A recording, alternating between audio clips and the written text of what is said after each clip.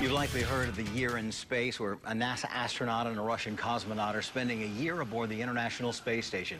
But a few years before Scott Kelly and his cosmonaut partner blasted off the Earth this past March, astronauts like Clayton Anderson and others blazed the trail that led to the ambitious feat of an entire year above our planet. We are joined by Clay Anderson on This Week. And Clay, you were so generous to take time to talk to me in 2007 after your 5-month stay on the International Space Station. Thank you for that. And let me start by asking you, what do you think about the Year in Space program, of the many hazards and the mysteries that are going on there? Well, I think spending a year in space is an important milestone for America and for the world. If we intend to go further into space, back to the moon perhaps, or onto Mars, we're going to have to know what it's like for the human physiology for a lengthy period like that. So I think it's a very exciting time. I think we're going to learn a lot of new things, and I'm looking forward to hearing some of the results. Now, it was really tough on you. You had to do rehab, as NASA called it, before you could even do the interview with me. How do you think it's going to be for these guys when they get back? That's a great question. It's going to be interesting. They'll do physical exercise for probably 2 to 2.5 hours every day.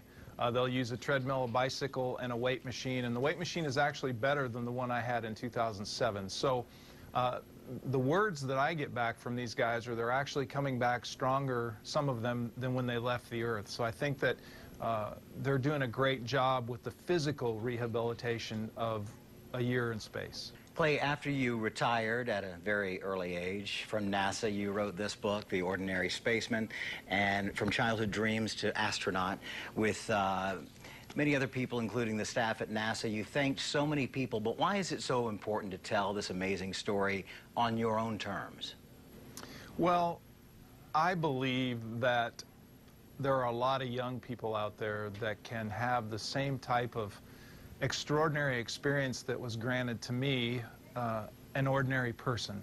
It takes hard work, it takes a lot of help from others, and it takes a little bit of luck. But the goal here is to take people behind the scenes to see what it was like personally for me and for my family, as I was fortunate enough to live this dream that so many people have. So I hope that people find it an honest account of both the highs, and there were many, and the lows that occurred to me during my 5 months in space, and then in my second flight in 2010. So it's kind of like people jumping in my flight suit pocket and riding along, and I really hope they laugh and they may cry, but I think it'll be an interesting read for many.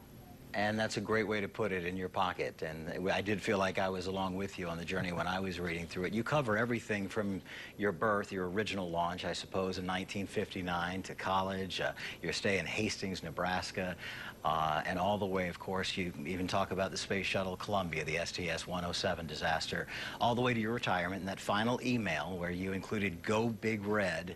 Well, here in Tiger Country, we'll have to allow that from a guy who hasn't been on Earth his whole life.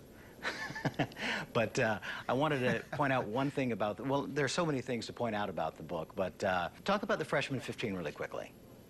Well, I didn't want it to be an autobiography, so the first couple chapters contain one chapter each of Freshman 15 is my first 15 years at NASA. So many people don't understand that I spent 15 years trying to become an astronaut as an engineer at the Johnson Space Center in Houston. So I kind of wanted to cover that 15 years in one chapter and give people a little bit of the breadth of the type of people I worked with, the kind of experiences I had, and how unique an environment that it is down in Houston at the Johnson Space Center, and some of the incredible people that I worked with.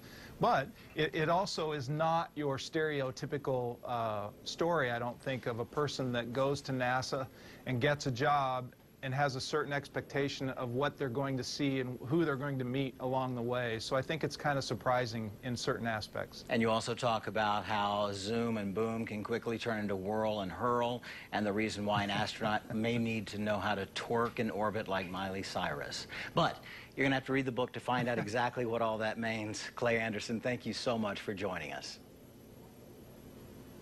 Hey, my pleasure, Joey, and thank you so much for taking the time, and I hope you enjoy the book.